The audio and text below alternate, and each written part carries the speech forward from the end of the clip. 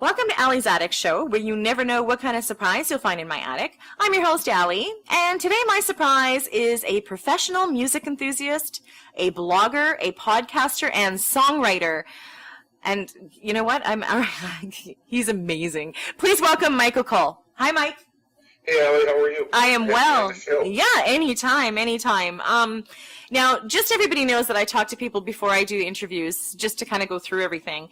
And I can tell you right now, guys, Mike's a good guy. He's already offering to help me and figure out my life because you know how I am with this website and everything that I'm doing. I am not techie, and now I'm doing podcasts. And actually, Mike, you're going to be my first artist on my podcast. Well, it's an honor. Yeah. I'm very happy. There you go. Okay, so you work with and cover some of the most compelling artists from around the world. As well as doing your own songwriting, and you create original music that mixes rock, hip-hop, funk, and synthwave. What else? You wear like many hats. So tell me, when did you decide that this is what you were going to do with your life, and talk about all the things that you've done so far? Well, music was kind of one of those things that picked me from early childhood. If you talk to my mom, she'd tell you I was 2 years old, walking around our little apartment, banging the plastic guitar for, hours at a time. I never had that moment like you hear about people, saw the Beatles on Ed Sullivan, and they said, oh, that's what I got to do. I never had that. It was just always there. Ah. The desire to play was always there. My mom was a classical musician, opera singer, a pianist, and I think that, that definitely fed into it. But it was something that was under my own steam from the beginning, and then I started playing, taking guitar lessons when I was 8, and just never quit. It was just always my sort of magnificent obsession. Well, I know how you feel. I don't play I don't play an instrument, and I mean I can sing. I just can't sing well. But I live, breathe, eat music, and that started from a young age. My mom said that she would turn the music on, and I'd be dancing around and I was singing quicker than I was talking. Not because I can sing, but I hardly ever watch TV, so I know where you're coming from. So now, did you decide that you were going to do music first, and then the blogging and podcasting and everything came after, or Yes. Okay. Yes, I played in bands and worked as a music teacher, a guitar teacher, for many years before I ever started writing. I didn't start publishing until the mid-'90s. But it was always something that I wanted to do. I grew up reading music magazines as a kid in the 70s and as an adolescent in the 80s, going back to the old Crawdaddy days, which became Musician Magazine, and Rolling Stone, back when that really meant something. Mm-hmm. We had subscriptions to that stuff. And I spent my childhood reading the Rolling Stone interviews and, just absorbing that whole style of writing because it was so tied into, my music obsession. Mm-hmm. And I always thought it would be cool to write for a music magazine.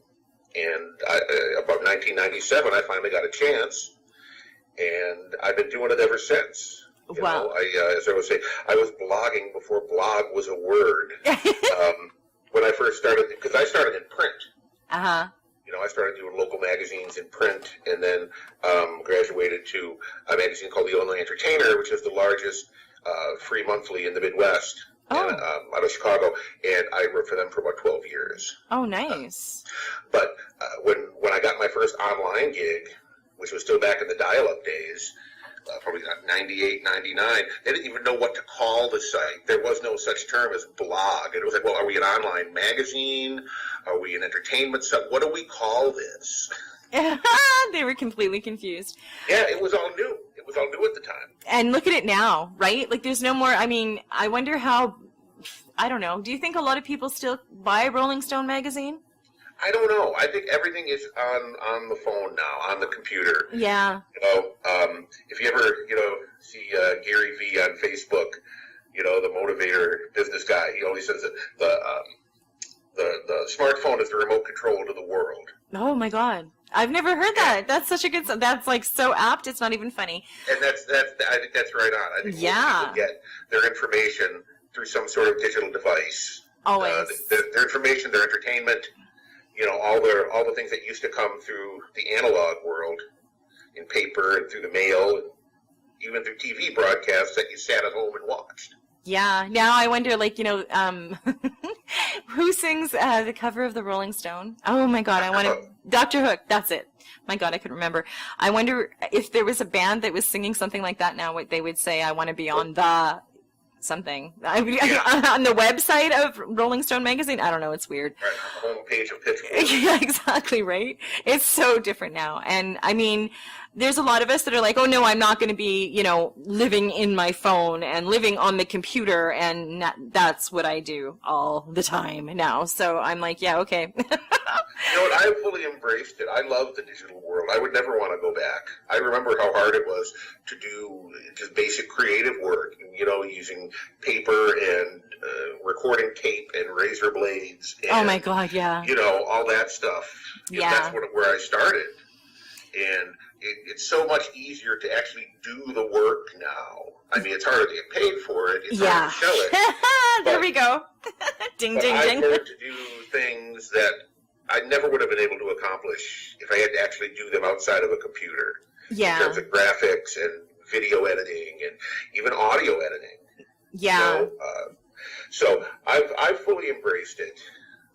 Well, I have now too. I mean, I had to because I'm doing this, show now. But yeah, I had to. I remember when I was a radio announcer and I was still spinning records. I mean, because I was a radio announcer for years, and then it got to the point where it was all you had to do was push a button on the computer and it would just play. And you could like go and have your, if you smoked, you could go have a cigarette. Before it used to be, we had to wait for Rudy from Supertramp and start that off before we could run out and have a cigarette. Whatever long songs there were, Bat Out of Hell, you know what I mean? But yeah, I'm embracing it. I'm still not a pro at it, but I'm getting there. And it's just so instant. That's what I like about it. It's instant. You get it right away. Yes. And you can be sitting at home in your bathrobe at your desk and impact the world. Exactly. Yeah, you wouldn't believe some of the interviews what I've been wearing. No, I'm joking. No, you know what I mean. Yeah, I know what you mean. There's not all these barriers between you and your audience or possible audience. The world. Like when I first got a response from somebody in the UK saying that they liked my website, it made me sit down and go, what? Because you don't realize until you start doing it on a regular basis how many people you do impact and how the world can now hear you, because I'm worldwide. And I didn't think of it that way until I started doing it. And it's still every now and then it blows me away. I have a gentleman that wants to come on from India who's a rap artist. I'm like, what? What? Yeah. So it's instantaneous, and I can't even talk now. You impact so many people. Okay. So now, along with everything that you do, I mean, so I'm going to just talk about some of the venues that your work has appeared, and then I'm going to talk about your music and everything else you do. So you've been, so the Chicago Music Guide. Yes. Indie Band Guru. Yes. Gear Vault. Illinois Entertainer. Yes. Guitar Geary, am I saying that right? Yes. Okay. Chicago Blues Guide and UltimateGuitar.com. Yes. I've contributed to all those places. Wow, that is amazing. And you've been doing it for over 20 years. That's just insane. I'm so glad that you do it, though, because you're giving me some great advice. Now, okay, you also provide coaching, promotion, and writing services for musicians and other people who create. Yes, I do. Okay. Yes, I do. That all started as an outgrowth of doing the music magazine stuff. And I started doing that back in the 90s, doing artist biographies and press releases just for the bands that I was around, my friends and, the bands that I was in. And that just became kind of a thing that people in Chicago knew me for. And they, when people would do an album or whatever, they needed new text or a new press release, I would knock it out for them. But in the last few years, I've gotten a lot bigger with that in terms of marketing it on the internet and reaching out and finding a lot more clients. Again, it's like around the world. Now I write for people all around the world through different freelance platforms and through my own, reputation and social media sites. People who find my work, and I do every sort of writing service an artist could need. I do artist biographies, press releases, website content. liner notes, even for bands who want to roll old school like that, pre-writing tweets, social media stuff, Wow. feature articles, reviews, anything. God. Music copywriting is sort of my superpower. Oh, really? I do a little bit of straight business writing, but most of what I do is music related, and that's really my deep niche subject area. And I think one of the things that makes me good at it is that I come at it not just from being a music critic, but I'm also a musician. I played live on stage for 30 years. Mm-hmm. I understand both sides of the stage. Yeah. And so I have a different relationship with the artists that I cover and that I work with. Well, I do PR services for certain bands, reaching out to bloggers, compiling lists of bloggers that they want to promote to, trying to get them placements, all that kind of stuff. wow. Basically one-stop music promotion. That is awesome. God, I wish With I original could. content. Yeah. I write everything. It's not, there's no bots or, spinners or anything involved. That do that, yeah. It's all original content. I wish I could hire you. Okay, so along with all of that stuff, and you know what, you're right, because you are on both sides. You're now. I just want to ask a quick question. Sure. Did you go to school for journalism, or is this just all self-taught? I went to Columbia College in Chicago and concentrated in writing, not journalism. Okay. Creative writing. The journalism thing is all just kind of from being around the music world. But I've always been a good writer from childhood on. I've always been a great reader and writer, and that was my ability. It certainly wasn't math and science. Mine either. So it was sort of just my natural, abilities meeting an opportunity in my subject area. Okay. But no, Got I it. never took a journalism class. Nobody ever taught me how to interview. Nobody ever, I just tried to imitate the magazines that I read. Well, you Great, did. You do a great job. I mean, I didn't take journalism. I took broadcasting. So I mean, I got some kind of training, but Right. mostly it was learning as you go, and that's I think the best way to learn, and not It is. in That's sitting. everything. Yeah, not sitting in a school or whatever college. It's actually doing it. Okay, so let's talk about your music now, because one of your songs I could listen to 24/7. You still obviously perform, write, and play. And I don't play out so much anymore. I've become disabled in recent years with arthritis and mobility stuff that I'm working through. So I'm not playing out right now. I'm pretty much a studio and online creature at this point. Well, I have RA, so I feel you. I know that's why I can't work. That's why I do this, because I couldn't stand not doing anything. But yeah, exactly. So I can completely understand where you're coming from. Now, so because you've been doing this for so long, Mike, and because you do both sides of it, which is amazing, and I'm telling everybody, like, the advice he gave me beforehand, and he offered to help you guys. If you need anything, hire this man because he's good at what he does. Okay, so if you had any advice to give anybody that's in this industry, because you do both sides and you've been around for a while doing this, involved in music, what kind of advice would you give? Be radically original. Be yourself. Be authentic. You're better to come straight off the wall with whatever you do than to imitate somebody. Yes. Be the only one who does what you do.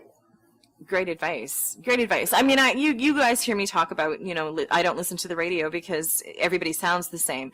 And I want to stress that it's not the artist's fault. It's what their label's telling them to do because that's what's selling.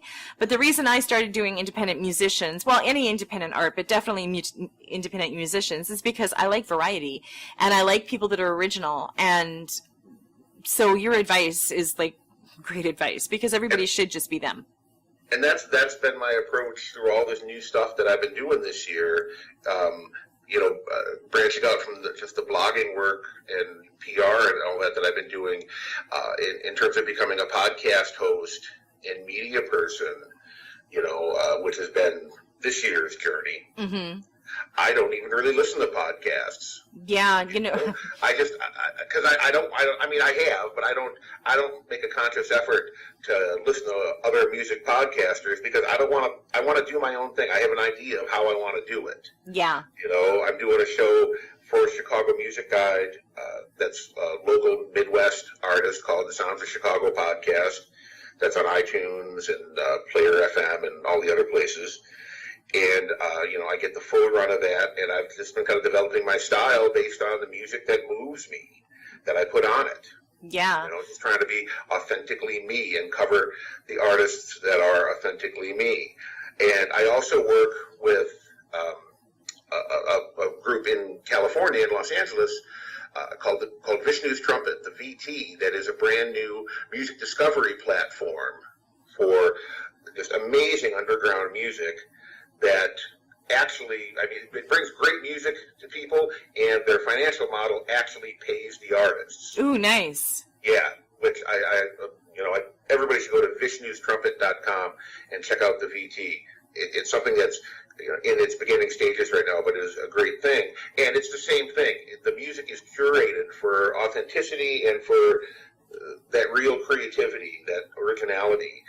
It's not just a cattle call like Spotify where anybody can be on it. We're trying to provide the experience. We're trying to provide the things that we love. It's not just in one style of music, but that level of realness and people who are really doing good work. Wow. So that's kind of what it's all about for me. Well, and that's awesome. Authenticity. Yeah, authenticity. And you know what? I don't listen to a lot of podcasts either, and I don't listen to radio. Yeah, I don't either. I used to, after I was a radio announcer, I was also a teacher. So it drives me crazy because if I hear somebody making mistakes, it's just, I can't deal with it. And I want to be original too. That's why I do a website instead of a podcast, but now I was told that I need more exposure. So this will be on a podcast, but I'm never going to go live. Everything I do is pre-recorded. I do that for a reason. And I decided, I'm doing a website because everybody's doing podcasts. I want to be different. I want to stand out. And I don't want to be influenced by anybody either. I do things the way I do them, and that's never going to change. That's why I do my interviews this way. So I want to hear your journey. And it's not just for my audience. I mean, for the love of God, if I like somebody and I've asked them to come on my show, I want to hear it. You know what I mean? Right. So that's why I do what I do. And I'm so glad that's why you do what you do. And I urge everybody to go to this site because it's not very often that musicians nowadays, especially indie musicians, can find a site where they're getting paid to put their music on. Most people take money from them. Yeah, it's a whole different financial model. It really is. It's a radically different financial model from the rest of the industry. And I think a lot of the industry is kind of scared of it. But once musicians really get wind of this, it's going to be incredible. Where they're not making fractions of a cent, but, where a featured artist makes thousands of dollars the week that they're up. Oh, my God. So it's just something that we're building right now, and I was very lucky to fall in with the VT. And I do their podcast. That's sort of my gig there, and I do a little bit of A&R, but mostly I do their weekly podcast that goes along with the featured artist, and it's interview and music and that sort of thing. Mm-hmm.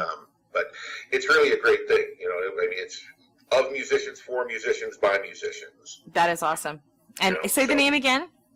What? Say what it's called again. It's called Vishnu's Trumpet. Vishnustrumpet.com. The VT. Okay. Your website's going to be up on my website. Is it on your website? Yes, there's a link. Okay, good. On the homepage of my site. So people can go to your website and find it. Yes. I urge all musicians because I know I still cannot believe that how much money they don't make and how much money the music platform that they're on makes. And I'm also still in shock about people interviewing, charging artists for interviews. But in saying that, if you know of any artists that you think would make, come on my show, send them my way. Oh, I sure will. Because I do it for free. Okay, so what two songs are we going to hear from you today, Mike? Well, you've got Tough Times These Days, and you've got Ain't No Love in the Ways of Man. Now, they're completely different songs. Yes, they're completely different songs. I absolutely love Tough Times These Days. The guitar in it, just, oh my God, I love the song. And I listened to that one first, and then I listened to Ain't No Love in the Ways of Man, and it was kind of like, oh, that's not even the same. Yeah, I mean, to me, there is a connection because everything that I do anymore kind of has that funk hip hop sort of feel to it at some point, you know. But it's just one of the influences that I have. You know, I mean, I spent 5 years playing country music for a living. I've done all kinds of things. Oh wow! You know, I play all kinds of styles. But it's, you know, the lyrical approach and the grooves are kind of what's holding my current guitar music together. Okay, well, you know, that's the continuity. Yeah, they're great songs. They're both great songs. I'm in love with Tough Times these days. Now you can purchase your music everywhere people purchase music: iTunes, Spotify, all that wonderful stuff. I'm assuming the VT. Well, the VT isn't a store. Oh, okay. Oh, okay. It's a discovery service. It's a discovery service. Okay, I get it now. Okay, I thought you could just do the same thing as Spotify, but I was wrong. No, it's not. It's kind of the opposite of Spotify. Okay, perfect. Okay, well, I urge everybody to go to your website, which is michaelcall.com. It's going to be up on my website. People can click on it, go directly to yours. They can find out more about VT, and they can find out more about you and listen to more of your music. And Mike, thank you for offering to help me out in my stumbling through this technology world nowadays. My pleasure. And thank you so much. Yeah, thank you so much for coming on my show. You intrigue me. Out of a lot of the artists I've had on, you intrigue me just because of all the things that you do, and because you've been involved in music for so long. Because I mean, that is my love. I wish I could sing, you know, whatever, but I can't. So I do this. At least I get to get my foot in it somehow. Right. You get to do all of it, which is awesome. So thank you so much for taking time out of, I'm sure, your busy schedule, coming on my show. I'm very happy to be here. I appreciate you having a little opportunity for me to come on. Yeah, anytime. Anytime anything new happens or you want to come back on and talk about, you know, VT, if it gets bigger, whatever the case may be, you know how to get a hold of me. So yeah, I'm sure we'll keep in touch. But thank you so much. And thank you for joining me on Allie's Attic Show. Keep checking my website because you never know what kind of surprises you're going to find in my attic. Cheers!